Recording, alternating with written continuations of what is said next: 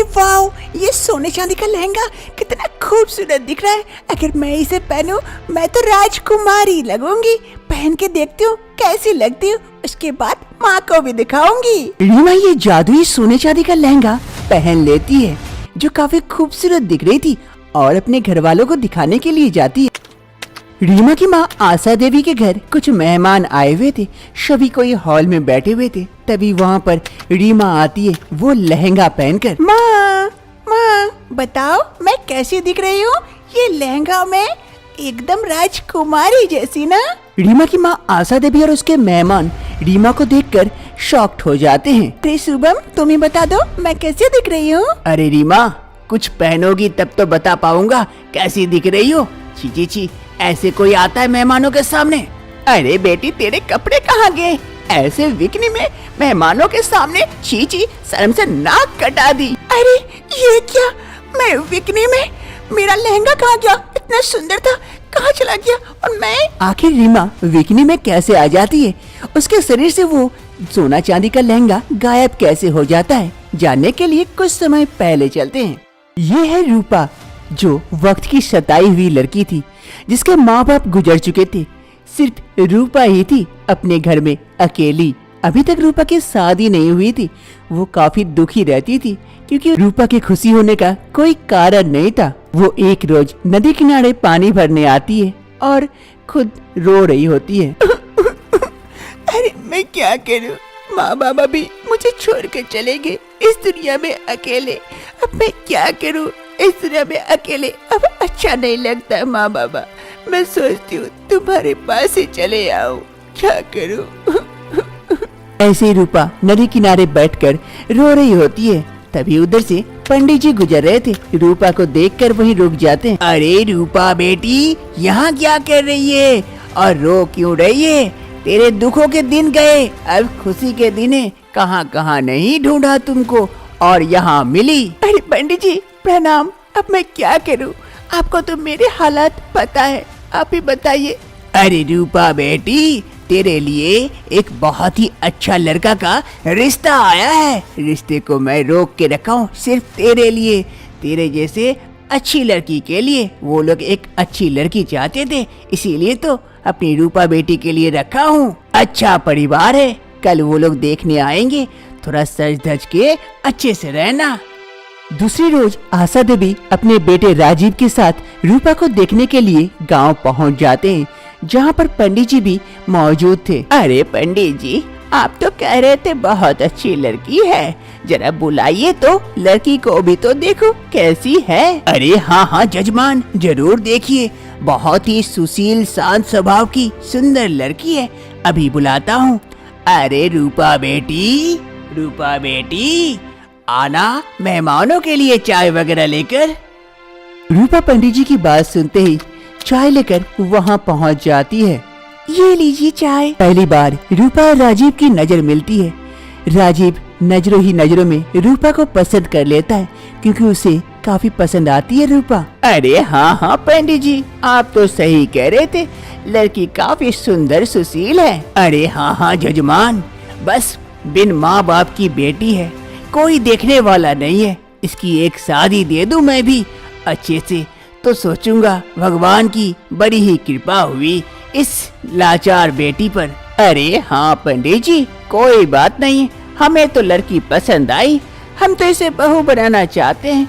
आप तो कह ही रहे बिन माँ बाप की बेटी है, दहेज में तो कुछ नहीं दे सकती, ये तो पता ही है, घर की हालत देख के भी पता चल रही है।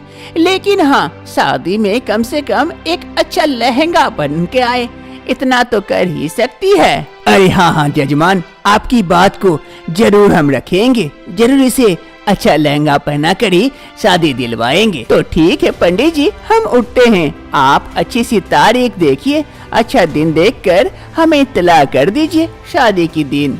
जी जरूर। आशा देवी और उसका बेटा राजीव दोनों वहाँ से चले जाते हैं। तभी इधर रूपा पंडित जी से पूछती है, अरे पंडित जी, आपने तो कह दिया कि शादी में अच्छा लहंगा पहना कर मैं बैठूंगी, लेकिन ये अच्छा लहंगा आएगा कहाँ से? मेरे पास तो फूटी कौड़ी भी नहीं है, अच्छे कपड़े भी नहीं है, तो मैं क्या करूँ? अरे रूपा बेटी, चिंता मत कर, वो जो तेरा बक्सा है ना, तेरी माँ तेरे लिए रख के गई है, देखना जरूर, उसमें अच्छा सा लहंगा होगा तेरी माँ का, वही पहन लेना, सबको पसंद आएगा, बाकी ऊपर वाले पे छोड़ देना। धीरे धीरे समय बीतता है और रूपा की शादी का समय आ जाता है। रूपा अपनी माँ की तस्वीर के नीचे खड़ी होकर, माँ आज मेरी शादी है, तुम यहाँ होती तो कितना अच्छा होता। शादी में वो लोग चाहते मैं एक अच्छा लहंगा पहन के जाऊं, लेकिन मेरे पास तो कुछ भी नहीं है, तो मैं क्या पहनूं? बस यही है तुम्हारा बक्सा जो तुम मुझे दे के गई हो। अब इसमें एक अच्छा सा लहंगा हो ताकि उन लोगों को पसंद आ जाए। रूपा काफी उदास थी। वो धीरे धीरे बक्सा खोलती है आंख बंद करके, ताकि इसमें कुछ अच्छा सा लहंगा हो जाए। और जैसे ही बक्सा खुलता है उसमें एक लहंगा था। अरे माँ, तुमने तो मेरी बात सुन ली, इसमें सच में लहंगा है, तुम मेरे लिए रख के गई थी। थैंक यू माँ, लेकिन ये तो तुम्हारे जमाने के लहंगे, उन्हें पसंद आएगा। खैर मैं पहन के देखती हूँ कैसी लगती हूँ। फिर रूपा जाकर वो पुराना वाला उसकी माँ का लहंगा पहन कर आती है, जो काफी पुरानी थी, कुछ खास नजर नहीं आ रही थी। अरे ये तो अच्छी नहीं लग रही है माँ, इस ड्रेस में अगर मैं गई तो शायद शादी ही तोड़ दे। अब मैं क्या करूँ, मेरे पास तो और दूसरा लहंगा भी नहीं है और कोई दूसरा उपाय भी नहीं है माँ। अब क्या करूँ, तेरा आशीर्वाद रहेगा तो सब कुछ हो सकता है। काश ये लहंगा काफी अच्छा दिखता तो वो लोग हमारी शादी नहीं तोड़ते, आज मुझे एक अच्छा जीवन मिल जाता। अब नहीं पता क्या होगा। रूपा जैसे ये बात कहती है, देखते ही देखते वो लहंगा अपना रंग बदलने लगता है और कुछ ही समय में सोने चांदी से भरा ये लहंगा हो जाता है, जो रूपा पर काफी अच्छा लग रहा था। रूपा कभी सपने में भी नहीं सोच सकती थी ऐसे लहंगे के बारे में। अरे ये क्या, ये लहंगा ऐसे परिवर्तन हो गया, ये जादुई लहंगा। वाव माँ, थैंक यू माँ, मैं कभी सपने में भी नहीं सोच सकती थी कि मैं कभी ऐसा लहंगा पहनूंगी।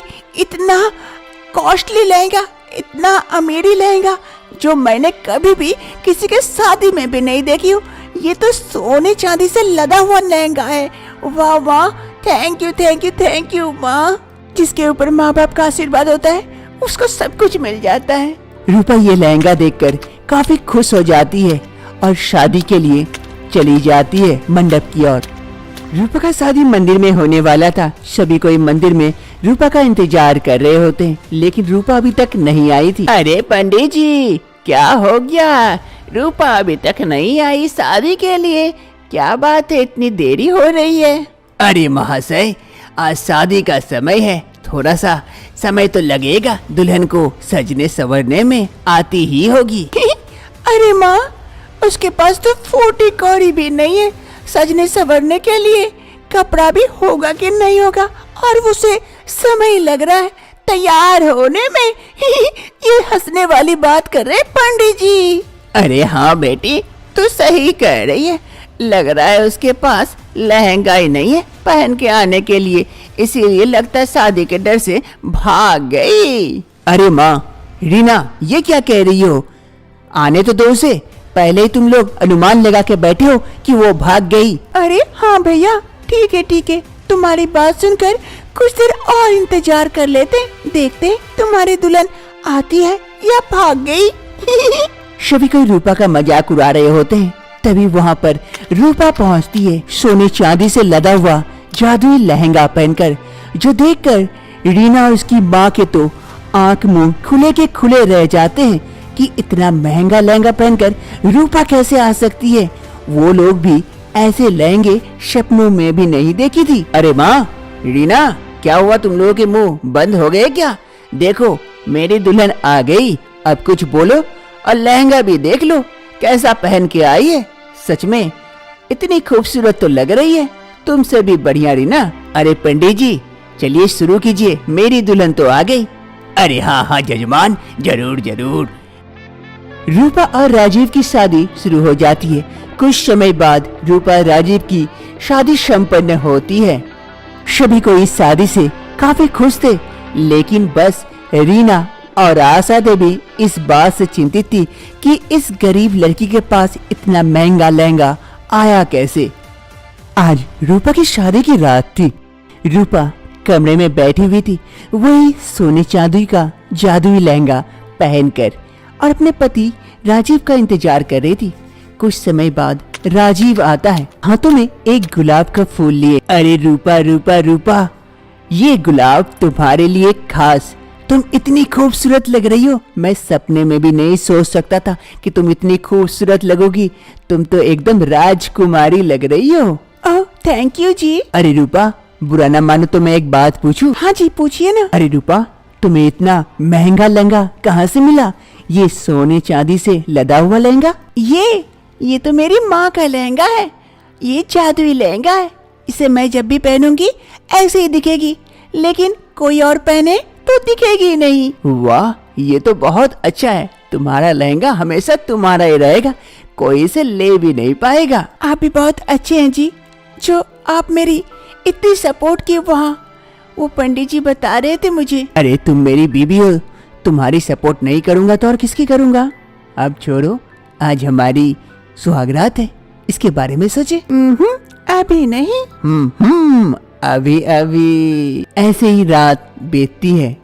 शादी की दूसरी सुबह रूपा अपना लहंगा उतारकर वही बिस्तर पर रख देती है। अरे लहंगे को अभी यही रहने देती हूँ, तब तक मैं जल्दी से नहा के आ जाती हूँ, फिर समेट के रख दूंगी। रूपा लहंगा वहीं छोड़ नहाने के लिए चली जाती है। तभी वहाँ पर रूपा की ननद रीना आती है कमरे में। अरे भाभी, भाभी कहाँ हो? भाभी भी। रीना की नजर उस सोने चांदी से लदा हुआ लहंगे पर पड़ती है जो बिस्तर पर रखी हुई थी। अरे ये भाभी का सोना चांदी से लदा हुआ लहंगा। अगर भाभी उतनी खूबसूरत लग सकती है तो मैं तो उससे ज्यादा लगूंगी। पहन के देखती हूँ, अभी तो भाभी भी नहीं है। फिर रीना वो सोने चांदी से लदा हुआ जादुई लहंगा पहन लेती है। पहनने के बाद रीना बहुत ही खूबसूरत दिखती है। अरे तो मेन जादू इस लहंगे का है। इसे पहनने के बाद मैं तो और भी खूबसूरत हो गई। वहाँ भी तो ये लहंगा पहने थी, इसीलिए खूबसूरत दिख रही थी। मैं तो अति खूबसूरत राजकुमारी बन गई हूँ। अब इस लहंगे को पहनकर माँ को दिखा के आती हूँ, तभी तो माँ को भी पता चलेगा उसकी बेटी कितनी खूबसूरत है। रीना वो लहंगा पहनकर वहाँ से चली जाती है। आशा देवी के घर कुछ मेहमान आए हुए थे। रीना वो लहंगा पहनकर वहाँ पहुँच जाती है। ये जादुई लहंगा था, जिस कारण वो लहंगा तो गायब हो जाता है और रीना सिर्फ बिकनी में आ जाती है। ये देखकर मेहमान शर्म से वहाँ से चले जाते हैं। अरे रीना, ये क्या, तुझे शर्म नहीं आती? ऐसे चड्डी बनियान में आ गई यहाँ पर। ची ची ची, हमारी इज्जत को मिटा के रख दी। अरे नहीं माँ नहीं, मैं तो भाभी का वो सोने चांदी से लदा हुआ लहंगा पहन के आई थी जो काफी खूबसूरत दिख रही थी। अब नहीं पता ये लहंगा कहाँ चला गया और मैं इस बिकनी में आ गई। मुझे खुद शर्म आ रही है। रीना शर्म से वहाँ से भाग जाती है। रूपा ये सारी चीजें देखती है और मन ही मन माँ को थैंक्स कहती है। अरे माँ, थैंक यू, तूने ऐसा लहंगा दिया कि तेरी बेटी पहने तो सबसे सुंदर और कोई पहने तो लहंगा ही गायब हो जाए। वाह माँ, थैंक यू माँ, थैंक यू। ऐसा लहंगा तो मैं कभी नहीं देखी हूँ, तेरा ये जादुई लहंगा। रूपा को मिला माँ के आशीर्वाद के रूप में एक जादुई लहंगा जो रूपा हमेशा संभाल के रखती है। रूपा की आज पहली रसोई थी।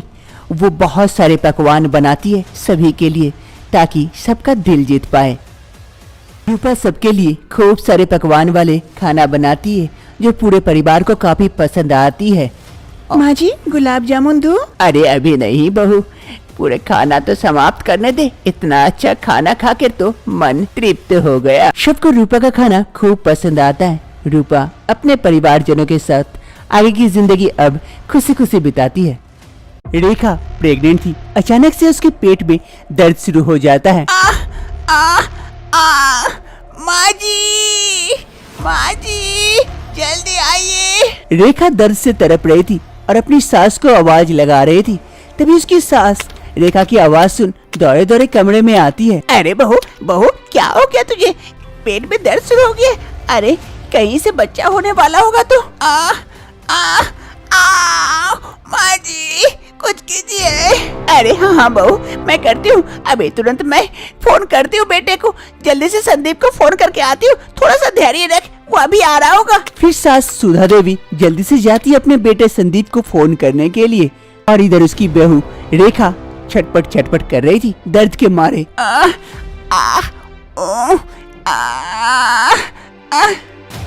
सुधा देवी जल्दी से अपने बेटे को फोन करके रेखा के पास पहुंच जाती है। अरे बहू चिंता मत कर, आ रहा है संदीप, बोला जल्दी आ रहे हैं, बस थोड़ा सा धैर्य रख बहू, थोड़ा सा बस। माँ जी और सहन नहीं हो रही है, काफी दर्द हो रही है। अरे बहू थोड़ा सा तो धैर्य रख, अभी आ जाएगा बेटा। सास रेखा को थोड़ा सा धैर्य रखने के लिए कहती है।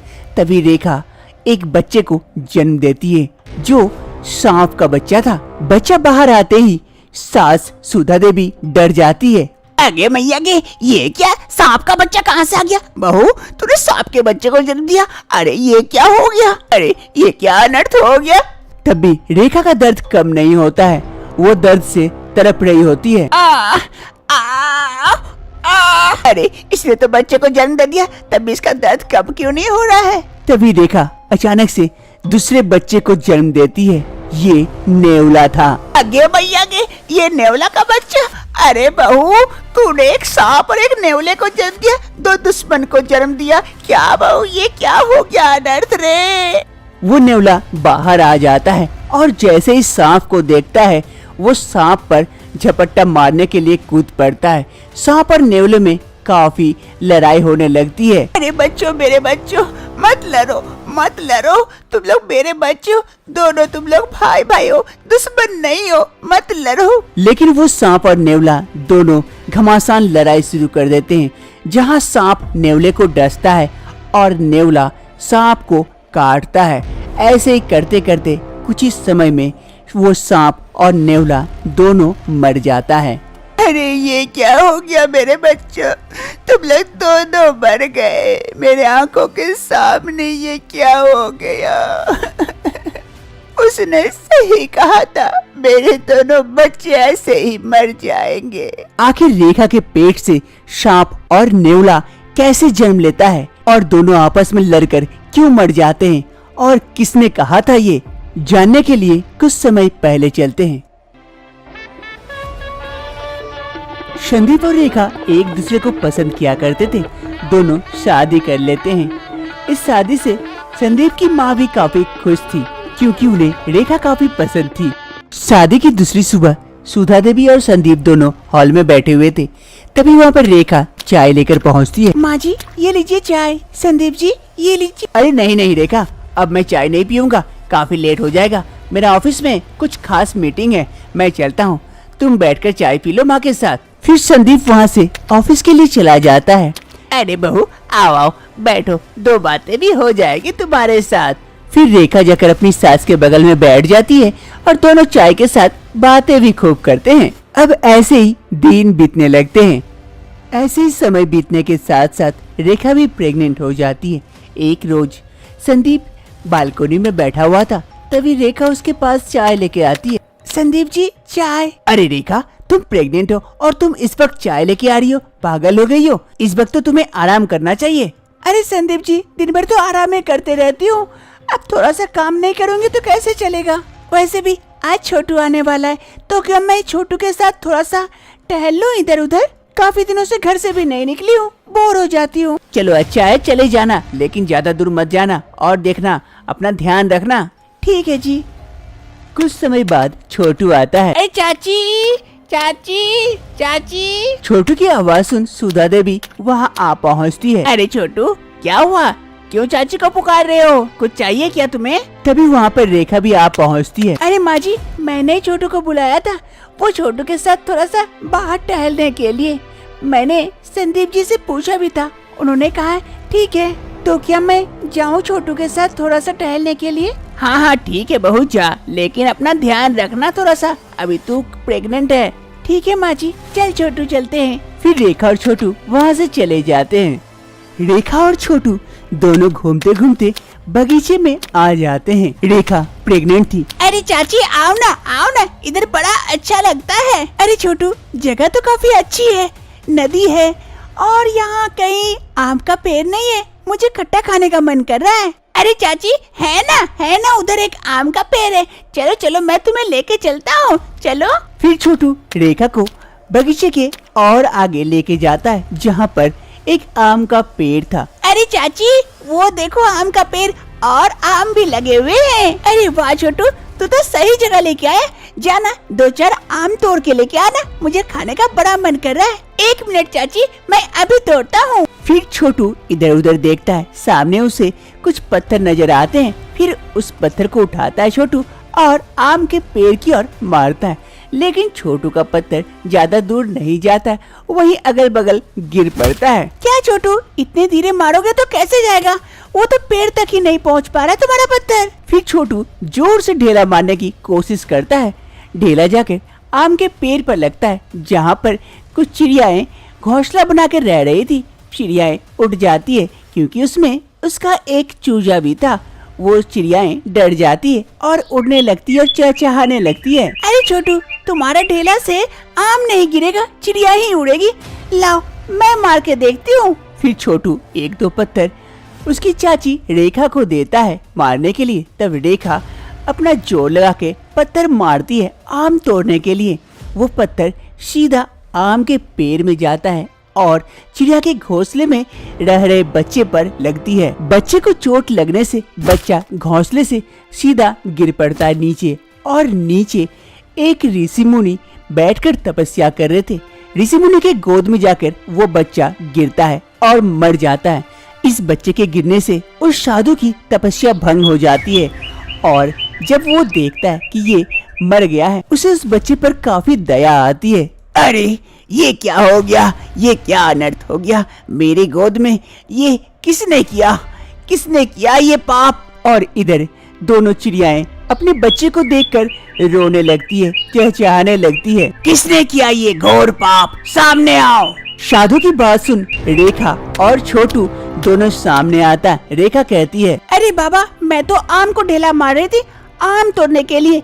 न जाने ये बच्चा कहाँ से आ गया और इसे चोट लगी जिस कारण मर गया। अब मैं क्या कर सकती हूँ? अरे मूर्ख लड़की, तुझे थोड़ा सा भी पश्चाताप नहीं है इस बच्चे के मरने से?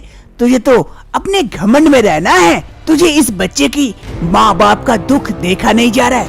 वो देख कैसे रो रही है अपने बच्चे के कारण, और तू अपनी गलती को मानने से इनकार कर रही है, कह रही है तुझसे कोई गलती नहीं हुआ है। अरे हाँ साधु बाबा, मुझसे क्या गलती हुई है? बीच में बच्चा आया, मर गया, अब मैं क्या करूँ? चल छोटू, यहाँ से चलते हैं, ज्यादा तमाशा करके फायदा नहीं है। आम तोड़ने आए थे, सोचे थे मजे से आम खाएंगे, लेकिन यहाँ तो कुछ और ही हो रहा है। चल। अरे मूर्ख लड़की, तू एक गर्भवती है, तब भी तू एक माँ का दुख नहीं समझती है। जा लड़की, मैं तुझे श्राप देता हूँ। जिस तरह से आज इस बच्चे के कारण इसके माँ बाप तड़प रहे हैं, उसी प्रकार तू भी अपने 2 बच्चों को जन्म देगी। तेरे आंखों के सामने दोनों बच्चे आपस में लड़के मर जाएंगे। तब तुझे इसका दुख का पता चलेगा कि जब बच्चे माँ बाप के सामने मर जाते हैं तड़प के, तब कैसा लगता है। अरे छोटू, ये देख, ये ज्योतिषी बनने चले हैं। इसे पहले से पता चल गया मैं कितने बच्चों को जन्म दूंगी। चल चल चलते हैं, नहीं तो ये साधु हमें पागल बना देंगे, पाखंडी कहीं का। चल चल चल। ये कहते हुए रेखा और छोटू वहाँ से चले जाते हैं। और इधर साधु बाबा, अरे मूर्ख लड़की, तूने क्या सोचा मेरे मुंह से कुछ भी अनाप शनाप निकल गया? ये श्राप है जो तेरा पीछा कभी नहीं छोड़ेगा। रेखा के दोनों बच्चे मर जाने से रेखा को काफी दुख होता है। अरे रेखा, वो हमारे बच्चे थे ही नहीं। सोचो, ये नेवला और सांप का बच्चा कैसे इंसान का हो सकता है? अरे संदीप, वो मेरे पेट से निकला था तो मेरा ही बच्चा हुआ ना। जैसा भी है, मेरा ही खून था।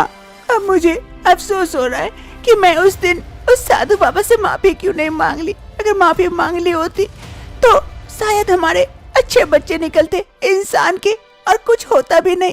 मैंने घमंड में आकर उनसे क्या क्या कह दिया था जिस कारण ऐसा हुआ। माफ कर देना साधु बाबा, मुझसे गलती हो गई थी। अरे रेखा, तुम्हें अपने गलती का पश्चाताप है, यही सबसे बड़ी बात है। देखना, तुम ऊपर वाला जल्दी ही तुम्हारी गोदी भर देंगे और तुम्हें एक प्यारा सा बच्चा होगा। धीरे धीरे समय बीतने के साथ साथ रेखा एक प्यारे से बच्चे को जन्म देती है। इस बच्चे के आने से रेखा के साथ साथ उसके पति संदीप और उसकी सास सुधा देवी भी काफी खुश होती है। उस साधु बाबा का श्राप खत्म हो जाता है और रेखा अपने बच्चे और पति के साथ खुशी खुशी रहने लगती है।